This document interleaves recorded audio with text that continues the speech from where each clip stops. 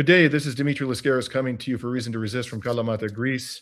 On May 29th, 2026, we are very pleased to be joined again by our good friend and frequent guest on this program, Hadi Hoteit, Lebanese war correspondent, who's coming to us today from Beirut.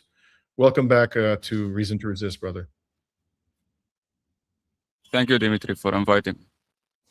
So, Hadi, I've been following as closely as I can from here in Greece the extraordinary developments in Lebanon, and there are two things that stand out for me. There are many aspects to, of course, what is happening in the country that merit attention, but the two that stand out for me, first of all, that the Israelis seem to have expanded and intensified their genocidal rampage in Lebanon, and secondly, they are suffering more and more punishing casualties on the battlefield, primarily but not exclusively as a result of Hezbollah's use of drones, FPV, fibre-optic drones. So I want to talk to you first of all about this escalation. The Israelis, some time ago, they published this map, which I'm putting on the screen, which they say denotes the forward defense line area in which the genocidal Israeli army operates in southern Lebanon to thwart direct attacks to northern Israel. So with reference to this map, Hadi, my first question for you is, at this point in time, based on what you've been able to see on the ground, doing your incredible reporting in very dangerous situations, do the Israelis actually control the area that is in red here? The idea of the Israelis controlling the situation on the ground in South Lebanon now needs to be interpreted in a different way. For example, it's very important that we started by speaking about the maps, because the map right now is something that is very important for the Israelis and for any invader. They start,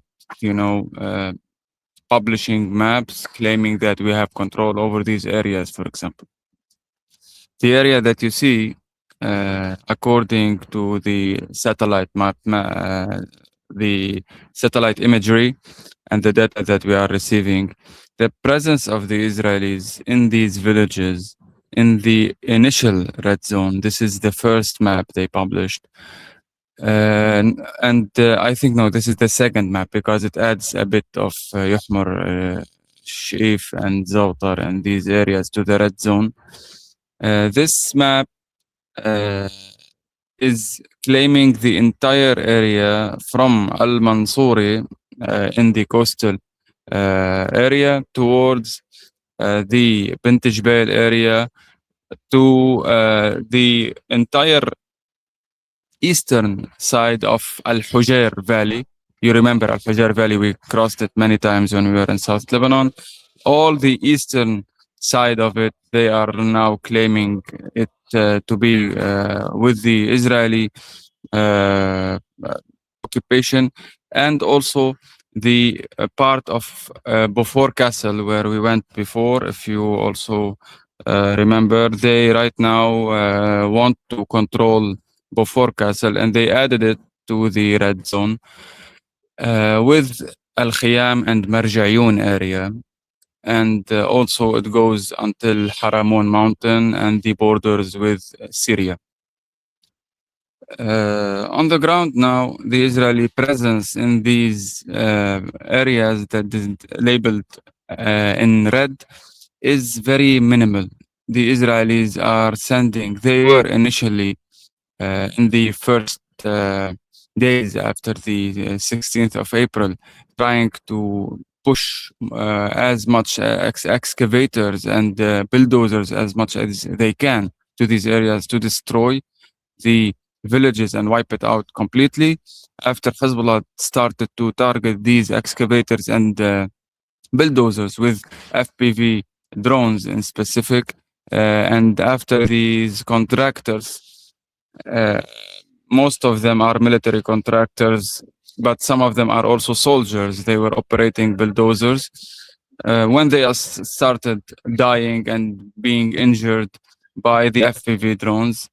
The amount of using bulldozers and excavators to destroy the villages was very minimal after this, and was reduced to be right now only being applied to the areas where a new, let's say, direction of invasion is happening, or a new incursion is happening. They use bulldozers to open a new alternative roads, or to clean the roads in front of the armored vehicles and tanks that they are trying to advance through an area. This is what we saw in Haddata lately, for example, or in Abuti Siyad in coastal area earlier, or right now what we are seeing in Khalit Raj and Zawtar al-Sharqi and Yuhmur al-Sheif and other areas, where they are using the bulldozers to open these roads and try to make things easier for the tanks and armored vehicles to infiltrate, because this is what they are using in their invasion right now. They are not going by troops on the ground. They are relying more on the tanks and mainly, and after this the armored vehicles. And the first uh, thing that they introduce to the battlefield is the bulldozers that they use and rely on the most to open the roads for the rest of the military assets to be involved in the battle. So, where, in your best estimation, are the genocide forces of Israel right now? I mean, they've talked about, uh, in the Israeli press, they're saying that the military has received an order to advance beyond this red zone. So, I guess my questions are two-part. Where, in your best estimation, are they concentrated now? Are they present? And have they actually made any significant advances beyond this red zone, north of this red zone? The Israeli army right now is focusing on permanent presence in just few hundred meters away from the initial border with occupied Palestine. So in front of Adaisi, for example, in Kafar Kila, some parts of Kafar Kila only, where we went earlier with you, in coastal area in Al-Naqura and in Ait al-Sha'ab and some places in Ait Arun. These are the very most remote areas and villages in South Lebanon. This is where they have permanent presence, and they are still being followed by the FPV drones of the resistance to these areas. How we know this? Because we have been granted this information by the videos released by the resistance. The FPV drones, while they are operating, they can also give us a very wide view of the entire area where they are heading. And because we know those villages, we know these roads, we can tell where the Israelis are located. So we can easily also see that there is not a very dense presence and occupation of the Israelis right now for the areas in this red zone. There is only minimal presence related to operational missions that they are Mhm. carrying. Uh, for example, if they want to do some demolitions or some searching operations, or to prepare for an invasion or an aggression or an attack, this is what they send a company, for example, or sometimes just a few groups and units of soldiers to an entire to a certain area and village and or part of the village, and they try to finish what they are doing as fast as they can before returning to the initial bases in the border area. So this is why the resistance have been targeting the gatherings of the Israelis nearby the borders, and the Israelis are not doing any gatherings inside the uh, Lebanese geography, basically because at first they were trying to do it, and they did it many times, and they received fire from the resistance that cost them many damage in their equipment and many casualties among their invaders, its soldiers. So of course they learned from this not to send lots of troops and tanks and armored vehicles and stock them in the villages in this red zone. And this is why, with the precise munition from the resistance right now, that we're gonna come back to, and I hope you will ask me later about this. Yes. It will, right now, we can say that this red zone is not correct. It's definitely not correct. Look, I'm working on a big project right now, inshallah. It's not big, but it's at least it's the only project to try to document exactly on the map where the Israelis are, to get rid of these fake maps that just show a red zone while the resistance continues to publish, for example, videos from the ground from these areas. So how can these areas be labeled as red zones while the resistance is still present there? And the resistance also is still showing us by the FPVs, even if the resistance fighters in some of these areas, of course, they might not be there, but they are showing us by the FPVs, first, that their weapons are reaching there, and second, that the Israelis are not there. You know, the Israelis are hiding in 4 or 5 locations in these areas.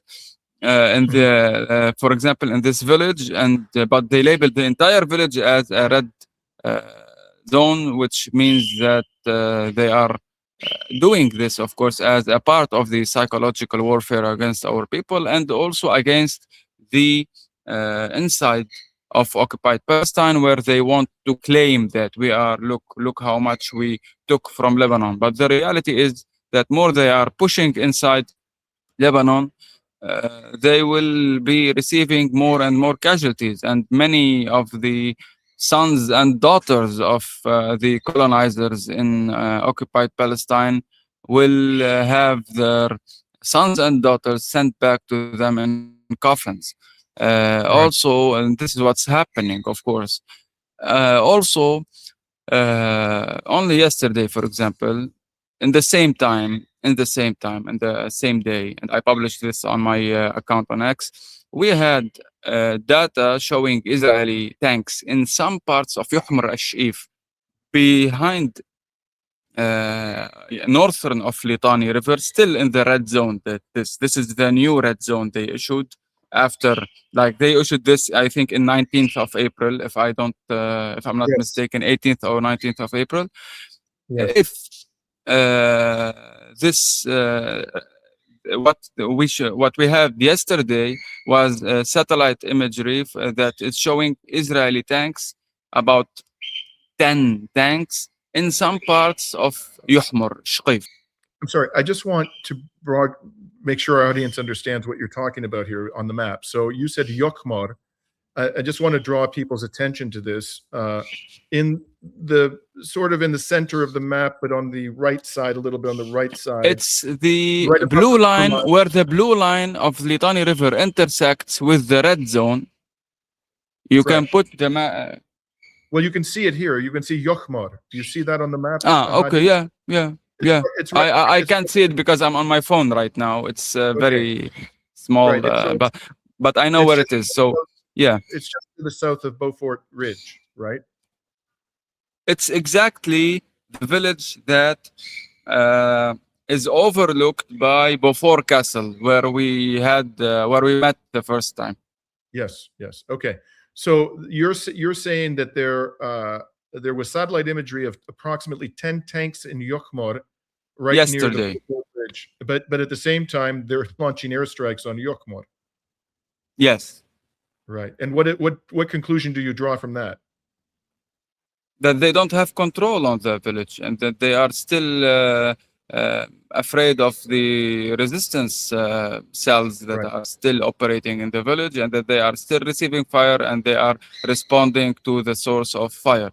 Of course, we have a big problem in extracting information from the front line, because this is a part of the Israeli strategy in this war. They want a full blackout in the operation zone. They don't want information to be released, and they want full monopoly on what is being said. So they killed all the senior reporters who were not doing hotel journalism, and who were not sitting in Beirut, for example, to report. They killed the main people who are like Ali Shaib, Fatma Ftouni, and Amal Al Khalil, who were refusing to stay one day in their houses or in their hotels if they were, or rented houses if they were displaced, and all of them were displaced actually. They were operating and circling South Lebanon daily and trying to bring frontline information. And the Israelis don't want this. They want a full blackout. They want people to consume what they send, what they publish. And for some reasons also, there have been lots of limitations regarding the military media of the resistance that we are observing a very, very important improvement lately in the type of what is being released from the front lines due to security issues and due to security reasons. Of course, they don't want to be revealing for the Israelis anything that they can use. They don't want to reveal how their soldiers, how their the heroes of the resistance are operating. For example, they don't want to because previously the Israelis took some information from videos released by the resistance. So of course, it's a very it's a very hard thing now to deal with the Israelis with all of this analytical capabilities they have after they have access to all of our data. They have access to the entire big data spectrum in this world, maybe, and they also have the AI capabilities that allows them to interpret this data and get conclusions. I saw a report, a very distressing report yesterday, that the enemy has bombed Beaufort Castle. I believe this is an image that was shot. This must be, or maybe the aftermath of that strike. Yes. Could you just talk to us a little bit about the importance of Beaufort Castle historically, and also its military value, and why are they bombing Beaufort Castle? Historically, Beaufort Castle was the place of where many battles happened. One of the latest battles that happened there was 1982 invasion. The same Israeli invasion that happened 1982. The resistance, the PLO mainly, and with lots of people from South Lebanon. They were not only Palestinians, but they were working with the Palestinian Liberation organization. They fought a battle against the Israelis there, and we remember main figures from the Israeli army, and I think Sharon himself or Begin landed in this castle and saluted the soldiers that took it back then. And there is a famous moment recorded on camera unintentionally by an Israeli reporter, where Begin or I forgot who was it, Sharon or Begin, he was asking the main soldier or officer there, the Israeli officer who took control of the castle, of the Beaufort Castle with his units, what happened to the what happened to the Palestinian and the Lebanese resistance fighters? How many prisoners you have? He told him none.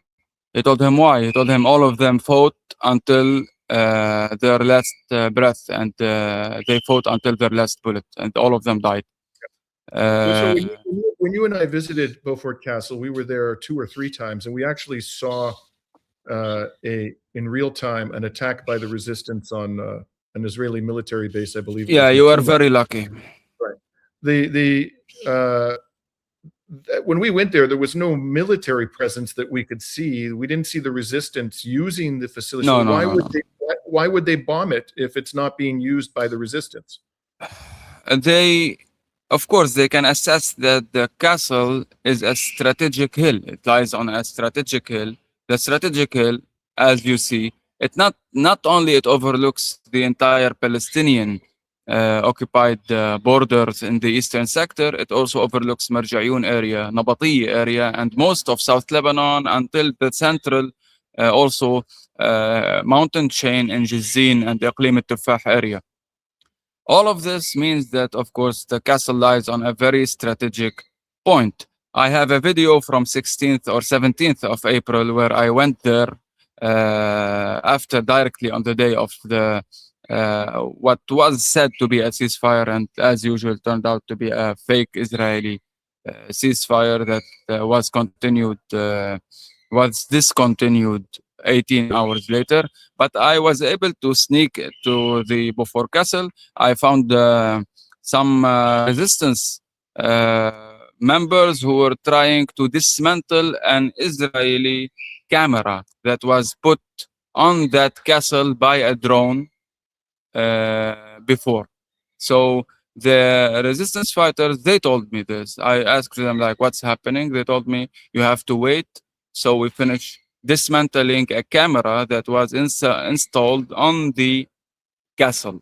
So the Israelis used this castle for military purposes. This is a very important historical site recognized by UNESCO and recognized by the international uh, committees that are, of course, this should be protected, but the Israelis used it, and I witnessed this. I still have some ropes that they used to put a flag on it. They put an Israeli flag on the castle by a drone because they were not able to reach it in the before 16th of April. And they installed a camera. So yes, if you ask me why they are bombing it, because they want to capture the castle. Why they want this? Because they want the strategic hill to fall in their hands first, so the resistance for them will not be able to use it, for example, to have a direct eyesight and to gather information regarding the Israeli positions in the areas behind the castle. And you know what I'm speaking about because it's Yes. overlooking entire Marjayoun plain and Sahl al-Hula and Al-Mutulli settlement, where we were sitting there and we saw the settlement, the colony of Al-Mutulli being attacked by the resistance. I don't know if you still have the video. You can publish it also. If you have the video, you can republish it now and see, let the audience see how much important is the castle overlooking the colonies in occupied Palestine. So definitely the Israelis want to deprive the resistance from using this castle. But as you said, the resistance never, we went there during wartime. It was war, definitely. We went there and there was the operation against the Israeli settlement 5 kilometers away from us. But as you you saw and you witnessed yourself, you know, you are foreign journalists, and we had also other journalists with us, foreigners. Mm. And I was, of course, I'm a civilian. I'm a journalist. So we had the complete access for the castle, right? And we toured the entirety of the castle, and we were able to stay there and to record from there. Nobody said anything to us. Why? Because the resistance is very, you know, the resistance cares about our history. This is this is what's different between uh, any military power and a resistance. The resistance is defending our identity, our country, our lands, and also our history, our dignity. And one part of our dignity and our history is these monuments and these historic sites that belong to our, you know, it's the collective history for our people and for our communities. And it's very important to preserve these sites and these historic sites. So on the other hand, we had the Israelis destroying the old towns and the town centers that usually dates back to many centuries in every village in South Lebanon, including my village, but not only my village. I published about my village because because I'm there and because I'm from my village and I'm publishing. But in other villages, there is nobody to report on how the Israelis maybe are destroying every historic site in every town center, every mosque that dates back to 100 and 200 years old is being destroyed or was destroyed in the 66 days war. They are continuing this aggression against our history because this is, a person can say, and you can hear this a lot from the displaced people, like, if my house was destroyed, it's okay, I can rebuild it, but I hope they will not destroy my grandfather's house. That they are not even living in it. It's not something that it's an old house, most probably in the town center, that only they use it in the Eids for the family gatherings, and because it's a very old house with very old infrastructure. But they are very, they care about it because it has the collective history of the family and the roots of their identity in it, and they have feeling for this house. Let's talk briefly about Beirut. Back on April 17th, Donald Trump issued a widely reported declaration that Israel was prohibited from bombing Lebanon.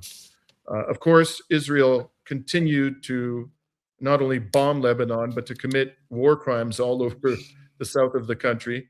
But it seemed to have at least refrained from bombing Beirut after that the order came from Washington. And yesterday, you can elaborate on this, but yesterday, or the last couple of days, I understand that there was a strike on Beirut.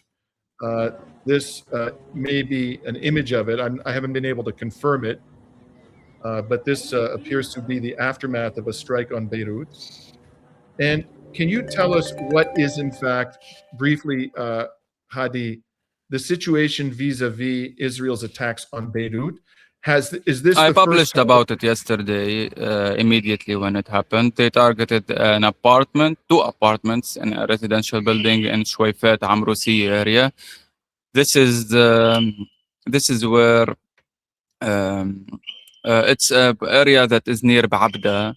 I don't think I'm gonna be able to tell you exactly where it is, but it's to the eastern side of the southern suburbs of Beirut.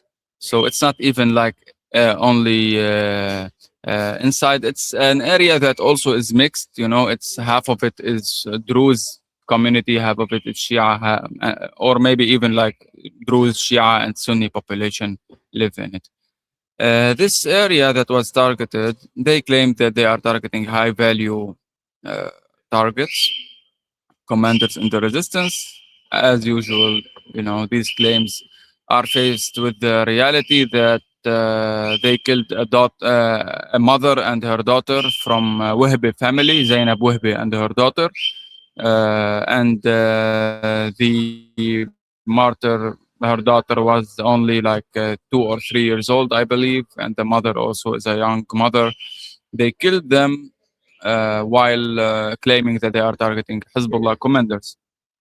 Until now, also, we have confirmation that no Hezbollah commander was present in this area, and we have from the Israeli side also, they did not confirm anything regarding having any Hezbollah commander killed or injured in this exact attack. And some of them were even like generous enough to claim that the assassination attempt failed. The assassination attempt failed in Beirut. This shows the limitation of the Israeli, godlike. Always they like to show that they have godlike capabilities of intelligence, and it failed. And later they blamed what? Look how much the mindset of the Israelis is a criminal mindset. They blamed this on the Americans, asking them to restrict the operation on by using very precise munition instead of carpet bombing the entire neighborhood. So the Israeli media did publish that the operation failed because we were very generous to use only precise munition instead of, like, if we carpet bombed the entire neighborhood, we would have been able to kill that Hezbollah commander we wanted to kill. This is the Israeli mindset we are dealing with. So, of course, if you are telling me that what Trump published means that the people here are safe, of course not. Because look what we are facing. We are facing an Israeli enemy that wants to destroy an entire block, like they did in Gaza. You know, right Right. now we saw what happened in Gaza. Was this the first bombing of No, Beirut? not the first. Before this, they attacked. Before this, they targeted also an apartment in Al Qaim area inside the southern suburb of Beirut, and they killed some Hezbollah members in this strike. Also, that they were inside Beirut. You know, When did that happen, Hadi? a month ago. In your opinion, is this likely to have an impact on the negotiations, the attacks on Beirut I'm talking about? Is this likely to have an impact on the negotiations between Iran and the United States? Because I've seen reports that the Iranian government would be particularly upset if they began bombing Beirut again. Or do you think this is not likely to interfere with the negotiations? No. Not only Beirut. Not only Beirut. The Iranians are very clear about this. I know this because I'm in contact with lots of Iranian diplomats and Iranian politicians, and I'm also like following the news there. And I know that they were very precise that it's not only Beirut. The war against entire Lebanon should be stopped. The war against entire Lebanon should be stopped, not only Beirut. Of course, as the Israel is escalating to Beirut, is putting pressure to, maybe they say that if we attack Beirut again, we might reach a deal where we can continue to bomb South Lebanon, but we give the Iranians a calm situation in Beirut, and this will be like, a half solution that both can guarantee. And later we can break this, each time we have like an information about a possible target that is high value regarding the Israelis, we can do an attack like they did yesterday. This is the Israeli mentality. And this is what the Iranians have been refusing and rejecting.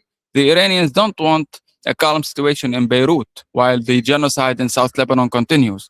They want to stop the war on Lebanon as an entire. And also, by the way, the Iranians have been very, until now, like humble, because they are asking stopping the entire war, but and leaving them withdrawal of the Israeli forces from where they occupied to the Lebanese government to negotiate and to the resistance here to decide what to do with the Israeli occupation of some areas in South Lebanon. But from the side of the Iranians, they want to impose a real ceasefire regarding entire Lebanese front. This is what they are focusing on. So a ceasefire that only guarantees the safety of the people in Beirut is not what is in the interest of the Iranians right now. But this is what the Israelis have been trying to push towards it. Okay, we might give you a calmer Beirut, but we must have a freedom of operations above or in South Lebanon and from the skies of South Lebanon. Okay, I hope I was clear enough in the answer. Yes, you were. So let's move on then to the drone warfare. I'd like to share with our audience a video that the Resistance just released about another successful attack on Iron Dome launchers. And I'd like to play that and then ask you about this aspect of the drone warfare.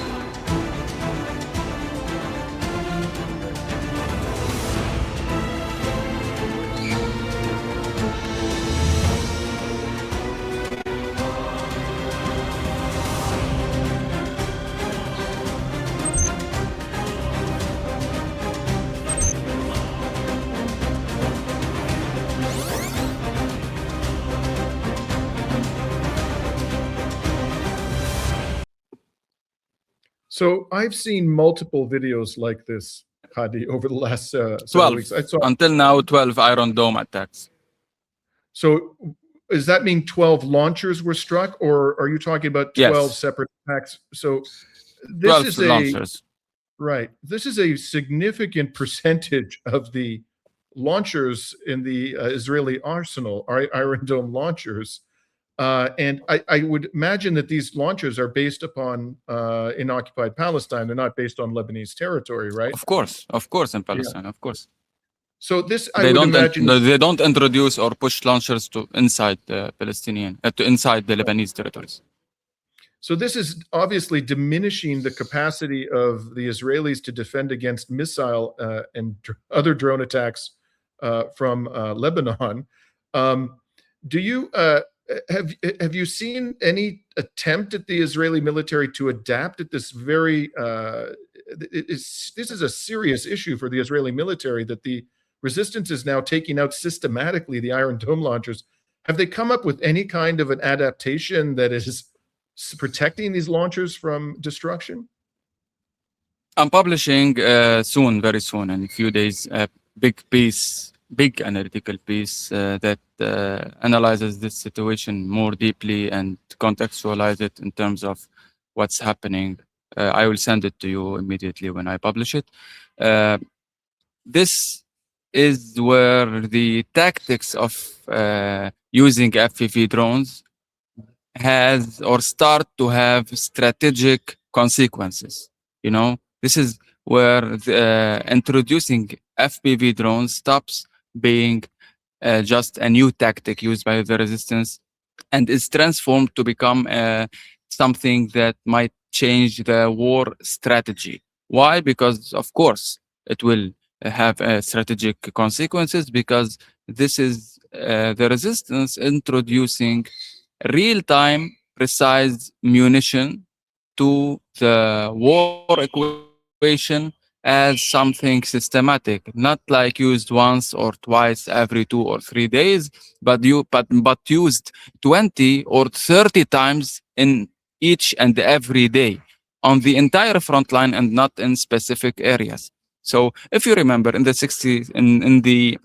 66 days war in 2024, the resistance was using Almas missiles, the small mini cruise missiles that have inclined trajectory. I think you remember this. They are the copies of the Israeli spikes. We spoke about it. I think even you did an interview with me about them. The inclined munitions are very important and were very important, but they were used in the 66 days war. I think they were used less than 30 times, I think, in the entire 66 days of war. Why? Because they are, they have limitations and they need to be operated in a very certain way. And the resistance discovered that they were very expensive regarding the cost of transporting, operating. Also, the teams operating these weapons are in very high danger and risk when they are doing it. And also, it's very hard to train the teams on these developed weapons. They are not basic ATGMs. They are different.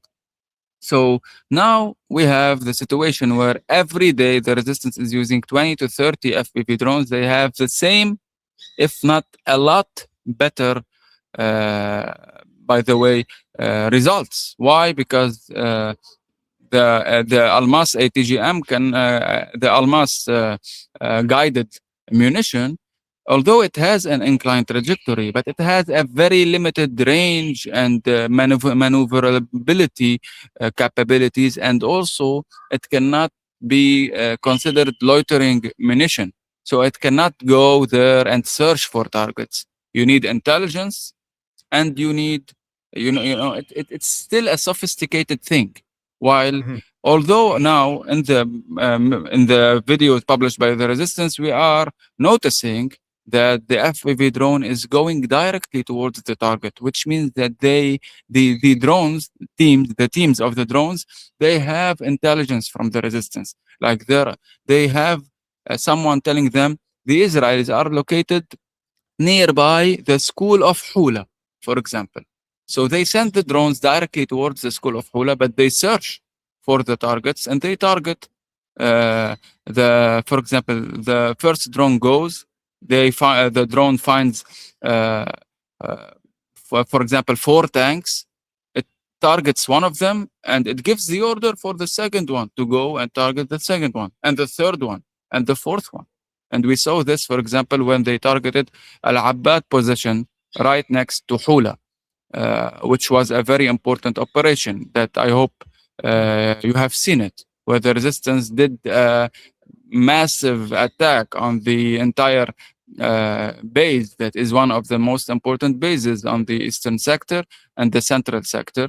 And the resistance, the FPV drones targeted more than 5 vehicles and tanks in the base in the same time. And also, when one attack, they targeted a moving van that was, of course, transporting soldiers and all of this. So this is the concept of using precise munition. Of course, now has strategic implications and strategic significance in this war. One part of this intelligence and using this new weapon is the resistance being able to conduct seed operations, systematic elimination of air defenses for the Israelis, which means that the resistance will be able to destroy the air defenses of the Israelis, to send a message for them that we can do it and that we still have missiles. So any further escalation against Lebanon and any further type of like full-scale war that will be opened again on Lebanon will, if it required the resistance to use its remaining missile arsenal that was, of course, in this war, they proved to still have Scud missiles and to still have Nasser missiles, to still have Fadi 4, 5, 6 long-range rocket artillery, very important arsenal regarding missile capabilities that the Israelis were not hoping to see these missiles again. The resistance now is saying that if we use this again, without your air defenses, you will have one missile launched from our side, one missile landing inside occupied Palestine from your side. Hadi, there's one other video I'd like to share with you and our audience, which is really quite striking. It's an attack on a military tent.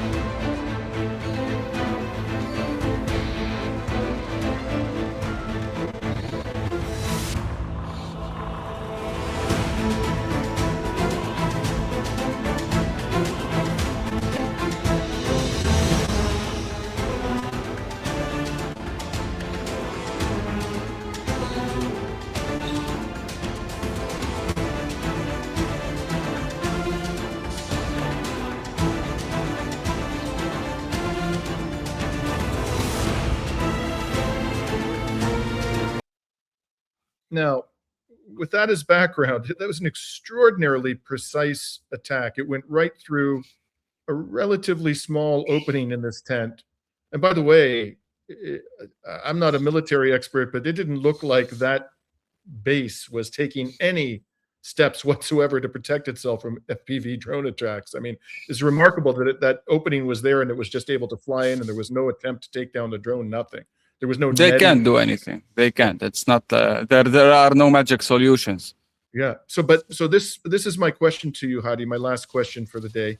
The Israelis are panicking quite a bit about all of this. There is an article published yesterday by Ynet quoting an Israeli brigade commander, Oren Zini, who says that the FPV drones are a ticking time bomb because they will eventually reach central Israel. It's only a matter of time. Just my last question to you is, what is your reaction to that? Do you think that that is a fair assessment of the situation, that this is a ticking time bomb for Israel? I was saying this to another journalist. I was in an interview yesterday with. I told him, like, if Hezbollah right now decides to give up all of the missiles arsenal and start just relying on bigger drones that will be fixed wing drones, of course, not the quadcopters.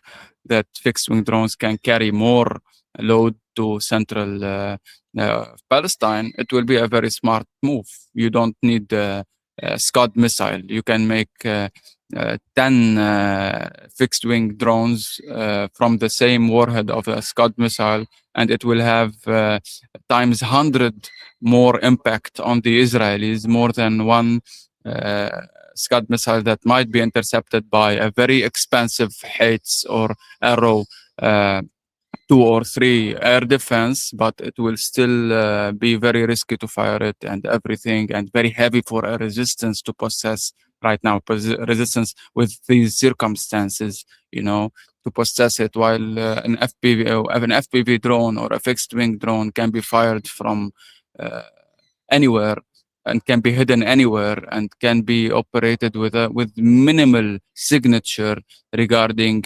Israeli intelligence capabilities, and it will still deliver a much more important result than the old tactics of firing ballistic missiles on central occupation entity. So yes, definitely this general knows what he's speaking about, because simply this is not new. In Ukraine, in Russia and Ukraine war, we have seen this. Fixed wing fiber optics drones are the most lethal weapons, and if the Americans did not provide the PRSMs for the or the ATACMs for the HIMARS units in Ukraine, they would have been using this entire time. But because they have HIMARS systems, they are not using it. Only because of this. While these drones are cheaper, fixed wing drones with bigger payloads, 50 kilograms, for example, of explosives, they are much more important and much more, they have much more strategic significance. Because with these drones, you can do assassinations inside occupied Palestine.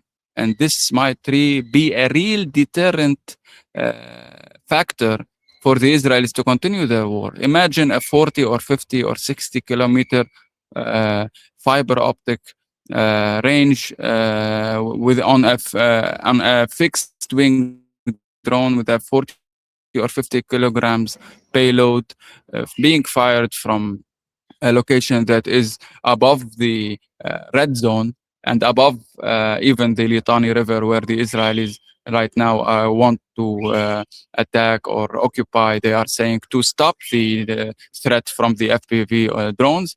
Okay, you fire a drone with a 60 kilometers range that can penetrate more than 40 kilometers inside occupied Palestine and target a location based on an intelligence information that Hezbollah proved to still have very strong intelligence, obviously, according to what we are seeing on the front line every day. And to to eliminate a very important military asset for the Israelis, or very important commander or very important commander's operation room, like what happened in Dibble. And you did not air this video, but what happened in Dibble was more important than the tent video that you published. The last frame from the FPV drone was legendary. They were able to see with the FPV drone the screens of the commander's operation room in Dibble, and they were able to eliminate the head of the 401 infamous armored, the Iron Tracks brigade that was operating in Gaza and now is operating in Lebanon, and is the main unit operating in Lebanon now. The head of that brigade, the number one, was eliminated by Hezbollah in this attack. Thank you very much for speaking with us today, Hadi, and please stay safe out in the field. We know that you are taking extraordinary risks every day, and I'm sure that the Israelis would like nothing better than to silence your invaluable reporting. We're doing our duty, and we're trying to replace the journalists that have been assassinated systematically by the Israelis to stop anyone from reporting from the south of Lebanon, especially the inside areas. Right. So we're signing off today from Beirut and Kalamata, Greece on May 29th, 2026.